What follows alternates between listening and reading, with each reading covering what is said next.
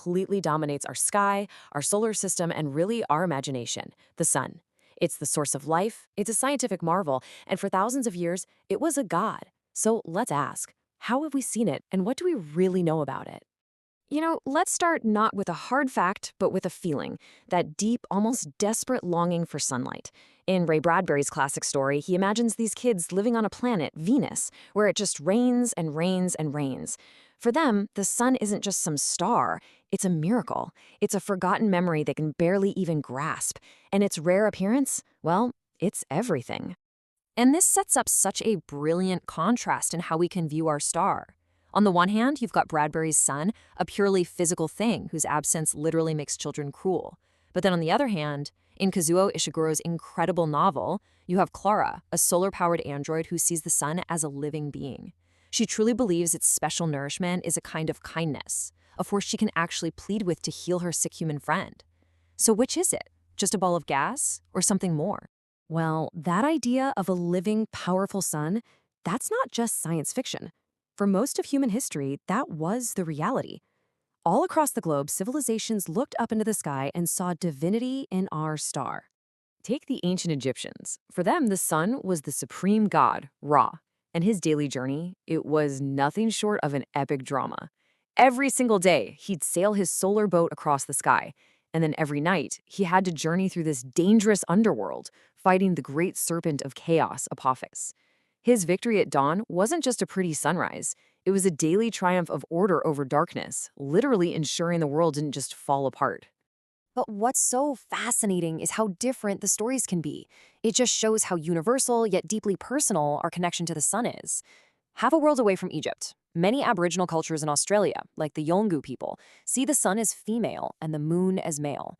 In their story, the Sun Woman, Walu, isn't battling some chaos serpent. She's bringing beauty to the world, painting herself with red ochre and spilling a little on the clouds to create those brilliant colors of the sunrise and sunset.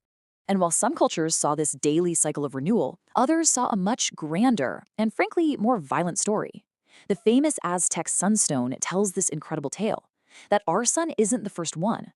No, it's the fifth in a whole series of cosmic creations, and each one before it ended in total cataclysm. According to their myth, 4 previous worlds, each with its own sun, had already been created and then destroyed. We're living in the 5th and final era. Okay, so we've seen the sun as this longed-for miracle, a living god, and part of a cosmic cycle of destruction. So how did we get from those incredible stories to seeing it as an object of intense scientific study? Right, let's get into it. It was a slow, difficult, and totally revolutionary shift in how we see everything. For more than 1,000 years, we went with Ptolemy's model, convinced that everything, the sun, the planets, the stars, revolved around us, around Earth. Then, in 1543, Copernicus just completely flips our universe on its head by placing the sun at the center. And that journey of discovery is still going. I mean, right up to today, with missions like the Parker Solar Probe literally flying right in to touch the sun's atmosphere. And when we say the sun is the center of the solar system, we really, really mean it. The sun is so unbelievably massive that it contains 99.8% of all the mass in our entire solar system. I mean, think about that. That incredible mass creates the immense gravity that holds everything else, all the planets, all the moons, every asteroid in its orbit. We aren't just circling the sun, we are completely held in place by its sheer dominance. This chart really helps put that scale into perspective because the numbers are just staggering.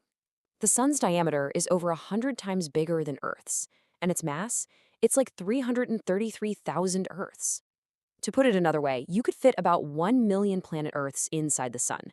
It's almost impossible to really wrap your head around that kind of scale. So what is this colossal engine actually made of? Well, it's surprisingly simple. It's almost entirely made of the 2 lightest, most basic elements in the universe, hydrogen and helium.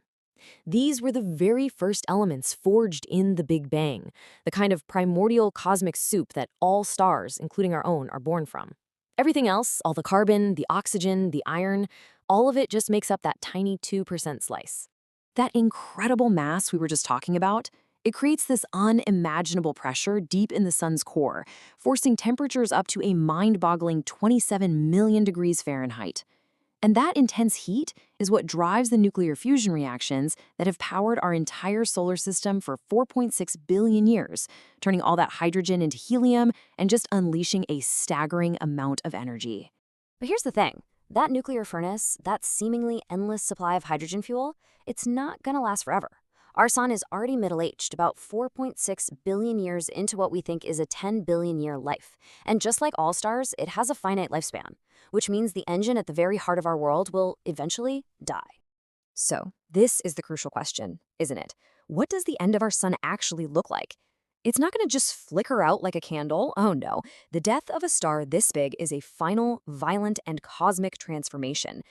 This timeline here gives us a peek into that future. In about 5 billion years, when that hydrogen fuel in its core finally runs out, the sun will enter its death throes. The outer layers are going to swell outward, transforming our star into what's called a red giant. It's going to expand so dramatically that it will literally consume the inner planets, vaporizing Mercury, Venus, and very possibly our own world.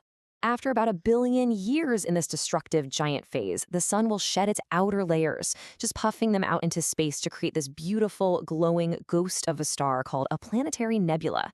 And all that will be left of its core is a white dwarf, a super dense, Earth-sized remnant like a final cosmic ember that will just slowly, slowly cool and fade into darkness over trillions of years. So from a source of life and divinity to a scientific marvel, and eventually to a dying star that will consume its own creations, our ever-changing understanding of the sun really does reflect our own journey from myth to science. And as the sun's own story slowly approaches its final act, you have to wonder, what will our next chapter be?